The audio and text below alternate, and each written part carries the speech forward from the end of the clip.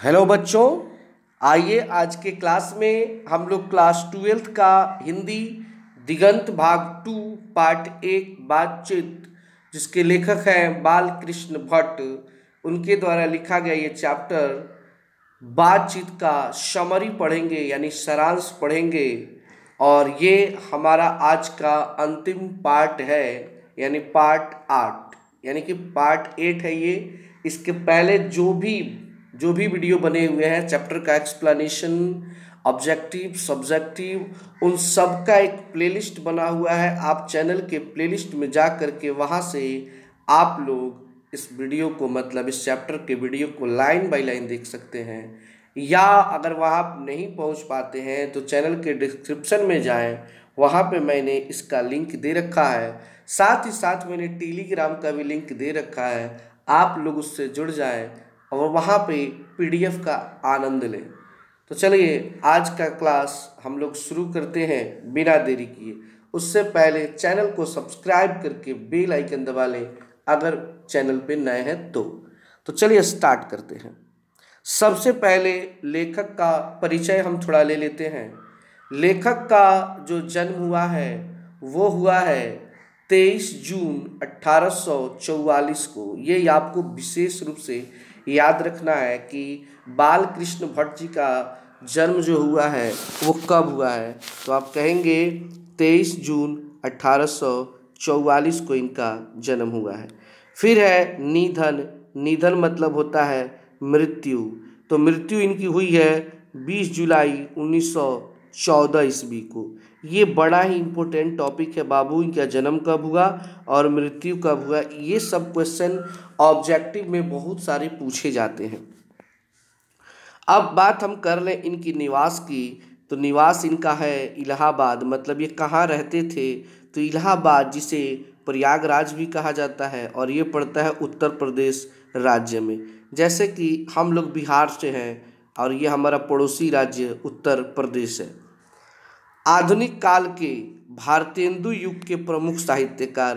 कितना बार ये प्रश्न पूछा जा चुका है कि बाल कृष्ण भट्ट जी किस युग के साहित्यकार रहे हैं, किस युग के निबंधकार रहे हैं, तो हम सीधे कहेंगे भारतेंदु युग के निबंधकार रहे। कब के रहे हैं? भारतेंदु युग के रहे हुए हैं। आगे है इनके बारे में कुछ इनकी थोड़ी सी रचनाएं हैं, उनके बारे में हम थोड़ी सी जानकारी हासिल कर लें तो और बेटर रहेगा। सबसे पहले हम बात करते हैं इनके उपन्यासों की। इन्होंने कौन कौन से उपन्यास लिखे हैं, तो इन्होंने पहला उपन्यास लिखा रहस्य कथा, दूसरा है नूतन ब्रह्मचारी, तीसरा है 100 अजान एक सुजान, चौथा है गुप्त बैरी, पांचवा है रसातल यात्रा, छठा है उचित दक्षिणा, सातवां है घड़ी हमारी घड़ी सद्भाव का अभाव। देखिए ये सब क्या है ना, ये इम्पोर्टेंट टॉपिक है, इन सबको आपको याद करना चाहिए। अब आपसे क्वेश्चन पूछे कैसे जाते हैं, तो पूछे जाएंगे 100 अजान एक सुजान किनकी रचना है, तो आपको सीधे कहना है हमारे प्रिय बाल कृष्ण भट्ट जी का है। ठीक है ना, ऐसे ही प्रश्न करके कोई भी क्वेश्चन आपको दे सकता है। अब हम लोग बात करते हैं नाटक की। अब इन्होंने कौन कौन सा नाटक लिखा था, तो इन्होंने नाटक लिखा था पद्मावती, किरातार्जुनीय, वेणी संहार, शिशुपाल वध, नल दमयंती शिक्षादान, चंद्रसेन सीता वनवास, पतित पंचम, मेघनाथ वध, कट्टर की एक नकल, वृहनल्ला, इंडलेश्वरी और भारत जननी, भारतवर्ष, शुमकली, दो दूरदेशी, एक रोगी और एक वैद्य, रेल कार्ड, विकट खेल, बाल विवाह, ये सब इनके क्या है? नाटक हैं। अब इन्होंने कुछ प्रहसन भी लिखे हैं, जैसे जैसा काम वैसा परिणाम, नई रोशनी का विष, आचार विडंबन, ये इनके सभी क्या हैं? नाटक हैं। इन्होंने कुछ निबंध भी लिखे हैं, वो क्या है? लगभग 1000 भट्ट निबंध माला, एक निबंध संग्रह इनका भट्ट निबंध माला, जिसमें 1000 तक ये निबंध लिखे हैं। तो उतना नाम तो यहाँ लिखना संभव है नहीं। तो ये उनकी कुछ रचनाएं थी, उनका परिचय था। अब चलिए हम करते हैं बातचीत निबंध का सारांश कि आखिर बातचीत में है क्या, आखिर हम लोगों ने क्या पढ़ा था, उसका एक निचोड़ है। तो चलिए शुरू करते हैं। सबसे पहले यहाँ पे लिखा है बातचीत शीर्षक निबंध आधुनिक काल के प्रसिद्ध निबंधकार बालकृष्ण भट्ट द्वारा लिखा गया है। तो सबसे पहले तो आपको यही बताया जा रहा है कि जो निबंध आप पढ़ रहे हैं, जो पाठ पढ़ रहे हैं, इस पाठ को किसने लिखा है? तो हमारे बालकृष्ण भट्ट जी ने लिखा है, जो बहुत ही सुंदर एक निबंध है, जिसमें वाक शक्ति को लेखक ने ईश्वर का वरदान बताया है। वाक शक्ति मतलब होता है बोलने की शक्ति, यानी ऊपर वाले ने, ईश्वर, अल्लाह जो भी है ना बेटा, वो सब ने मिलकर के हमें एक ताकत दी है, और वो ताकत है कि हम बोल पाते हैं। अगर आज हम बोल रहे हैं, आप लोग सुन रहे हैं, तो ये भी ऊपर वाले की एक वरदान है। आप लोग भी बोलते हैं तो ऊपर वाले का ये वरदान है। कहने का अर्थ है इसका मोल, इसकी कीमत वही बता सकता है जिसके पास आवाज़ नहीं है। भोजपुरी में कहा जाता है कि परसौती के दर्द बाझिन का जानी, मतलब कहने का अर्थ ये है कि जिसको बच्चा होता है उसका जो दर्द है वो एक बाझिन क्या जान सकती है, जिसको कभी बच्चा नहीं हुआ है उसका दर्द और पीड़ा वो नहीं समझ सकती है।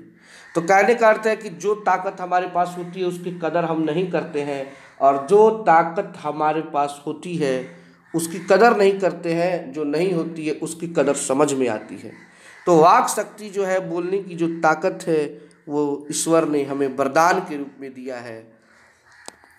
बालकृष्ण जी कहते हैं कि वाक शक्ति अगर मनुष्य में ना होती तो न जाने इस गूंगी सृष्टि का क्या हाल होता। मतलब कि आज हमारे अंदर अगर बोलने की ताकत नहीं होती तो ये पूरा जो दुनिया था ना बाबू गूंगा हो जाता, मतलब भोजपुरी में कह लो तो बाउक हो जाता। बाउक समझते हैं ना, जहाँ न तहाँ लुलियाते रहता, वाह वाह वाह वाह वाह वाह, ठीक है ना, ऐसे ही करते घूमते, और इससे ज़्यादा कुछ हमारे लाइफ में होने वाला नहीं था। तो इसलिए भगवान ने हमको दिया बोलने की शक्ति, वाक शक्ति, तो इसका हमें सदुपयोग तो जरूर करना चाहिए।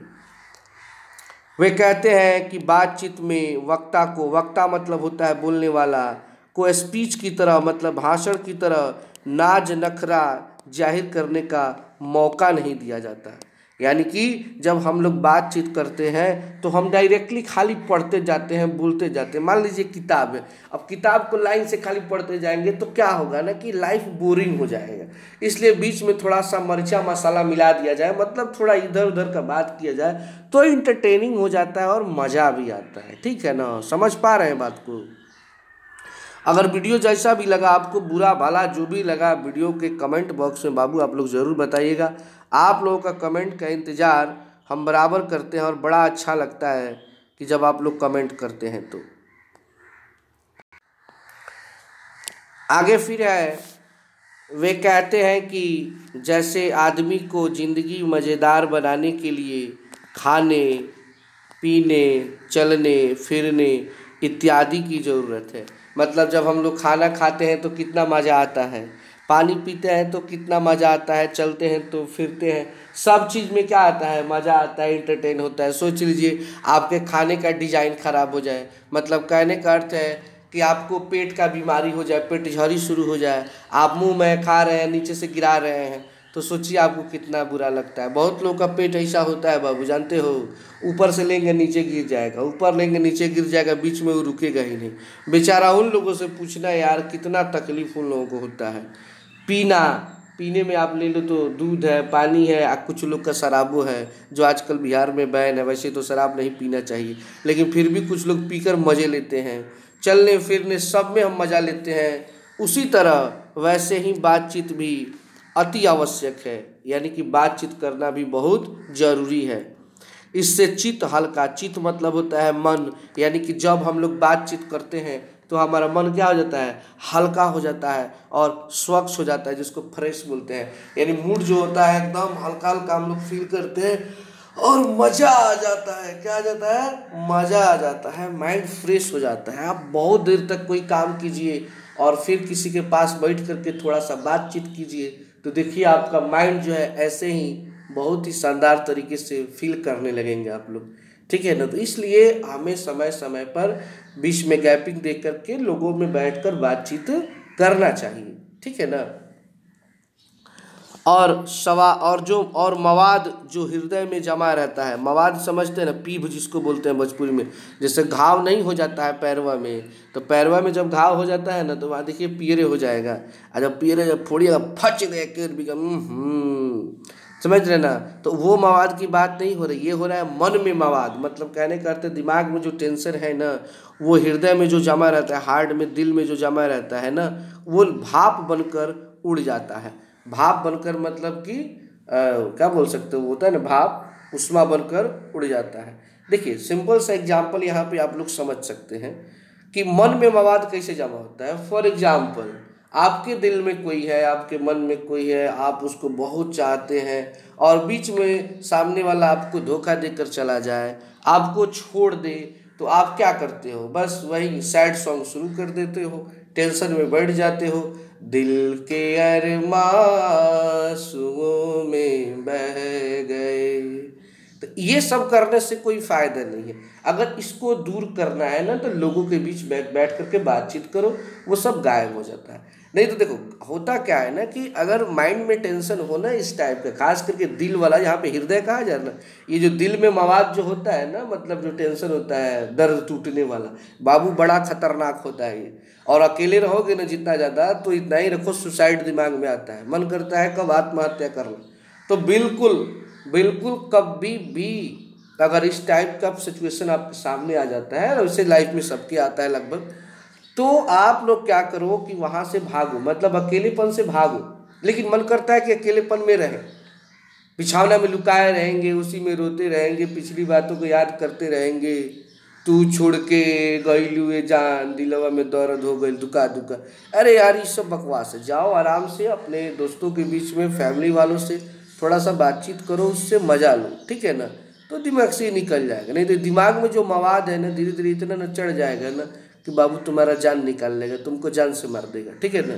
इसलिए दूर भागो उससे। बेन जॉनसन कहते हैं कि बोलने से ही मनुष्य के रूप का साक्षात्कार होता है।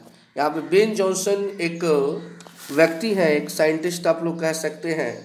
वो मनुष्य के रूप को ये बताते हैं कि किसी व्यक्ति के अंदर कौन सी भावना है, वो व्यक्ति किस प्रकार का है, किस तरह के सोचता है। अगर उसको जानना है तो तभी जान सकते हैं जब सामने वाला मुंह खोले। जब तक मुंह खोलेगा नहीं तब तक आप उसके बारे में जानेंगे नहीं। अगर चुपचाप कोई आदमी कहीं पे बैठा हुआ तो आप उसके बारे में अंदाज़ा नहीं लगा सकते हैं कि भाई सीधा साधा व्यक्ति है, कि चोटा टाइप का आदमी है, कि गुंडा टाइप का आदमी है। ये सब पता तभी चलता है जब वो अपना मुँह खोलता है। जब मुँह नहीं खोलेगा तो फिर कैसे पता चलेगा कि सामने वाले के अंदर क्या चल रहा है। इसलिए किसी भी व्यक्ति का असलियत पता तभी चलता है जब वह बोलता है, ठीक है ना। आगे लेखक कहते हैं, लेखक ने बातचीत के प्रकार को भी बताया है। मतलब उन्होंने बताया कि बातचीत कितने प्रकार से होते हैं। एडिशन, एक व्यक्ति है एडिशन मानते हैं कि असल बातचीत सिर्फ दो व्यक्तियों में ही हो सकती है, अर्थात जब दो लोग होते हैं तभी अपना दिल एक दूसरे के सामने खोल पाते हैं। लेखक के अनुसार 3 लोगों के बीच बातचीत अंगूठी में जुड़ी नग जैसी होती है, 4 लोगों के बीच की बातचीत केवल फॉर्मेलिटी होती है। यहाँ पे लेखक बताते हैं कि एडिशन का मत है, एडिशन का अपना विचार है कि जब 2 आदमी होते हैं ना बाबू, तो अपना दिल खोल करके बात करते हैं। दिल खोल करके बात बतियाने का अर्थ समझ रहे हैं कि मान ले करे यार का हाल बा, ठीक बानू, और कमुआ है का भाई, समझ रहा है ना बात को। मैं दिल वाला बात हो के दम बाना पर गई सन तो दुका कहनी सन, मेला में चल जाइनू, कुछ कहने बड़ी नू।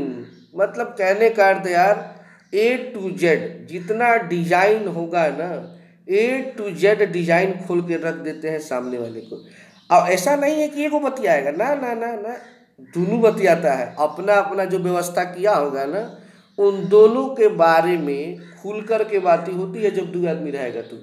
और किस हद तक ये गिर जाएगा लोग, कोई गारंटी नहीं है। लेकिन खतरनाक तब होता है जब तीसरा आता है। तीसरा आ जाएगा तो क्या करेगा लोग, मतलब वो देखेगा कि किस टाइप का आदमी है। अगर हमारे टाइप का आदमी है तब तो कंटिन्यू रहेगा, थोड़ा बहुत इधर उधर होगा जो छुपाने वाला होगा।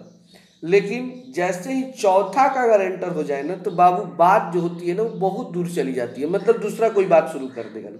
लेकिन दो आदमी जब बतियाएगा ना, याद रखिएगा, दो आदमी जहाँ बैठ के बतिया रहा है ना, समझ लेना बाबू शिव चर्चे चल रहा होगा। मैंने कहने का अर्थ है कि सारा गंदा बात जो होगा ना उसी टाइम में बात होता है। इस बात को हमेशा याद रखिएगा। बहुत कम टाइम पे वो अच्छा लोग बतियाएगा, जितना जितना कुरम भरा होगा मन में कि गईनी है ताज हई भइल हैजा देखनी हो, गईनी है मजा आइल हो, ये टोटल बात वहाँ पे बातचीत होता है। तो ये बात एडिशन बताते हैं। कौन बताते हैं? एडिशन। आगे है, लेखक कहते हैं कि यूरोप के लोगों में बातचीत करने का हुनर है। हुनर मतलब तरीका आता है उन लोगों को बातचीत करने का, जिसे आर्ट ऑफ कन्वर्सेशन कहते हैं। क्वेश्चन आपसे एक क्वेश्चन है भी प्रश्न उत्तर में, आर्ट ऑफ कन्वर्सेशन क्या है, ये प्रश्न उत्तर में हमने इसका वीडियो बना के अपलोड कर दिया है पार्ट 6 में। इनके प्रसंग को सुन के कान को अत्यंत सुख मिलता है, इसे सुखद गोष्ठी कहते हैं। यानी कि जब किसी व्यक्ति की बात सुन करके हमें अच्छा लगता है उसे कहा जाता है गोष्ठी, सुहृदय गोष्ठी। मतलब मन प्रफुल्लित हो गया, मन में मजा आ गया। क्या आ गया? मजा आ गया। अंततः बालकृष्ण भट्ट कहते हैं कि हमें अपने अंदर ऐसी शक्ति पैदा करनी चाहिए जिससे हम अपने आप बातचीत कर लें, और बातचीत का यही सबसे उत्तम तरीका है। लेखक के हिसाब से देखा जाए तो लेखक का कहना है कि बातचीत करने का सबसे शानदार तरीका होता है कि खुद से बातचीत किया जाए, खुद से चर्चा किया जाए। ये बातचीत करने का सबसे अच्छा और शानदार तरीका है। अब तो यहाँ पे आपका ये सारांश खत्म होता है। तो उम्मीद है कि आप लोगों को काफ़ी अच्छा लगा हो। अगर कहीं पे कोई दिक्कत है तो आप लोग कमेंट बॉक्स में कमेंट कर सकते हैं। और आज आपका पूर्ण रूप से चैप्टर 1 कंप्लीट होता है। टोटल 8 वीडियो है इसके। प्लेलिस्ट दिया गया है, लिंक डिस्क्रिप्शन बॉक्स में जाइए। और कल से हम लोग शुरू करेंगे चैप्टर 2। तो आज के लिए इतना ही। धन्यवाद। Thanks for watching this video.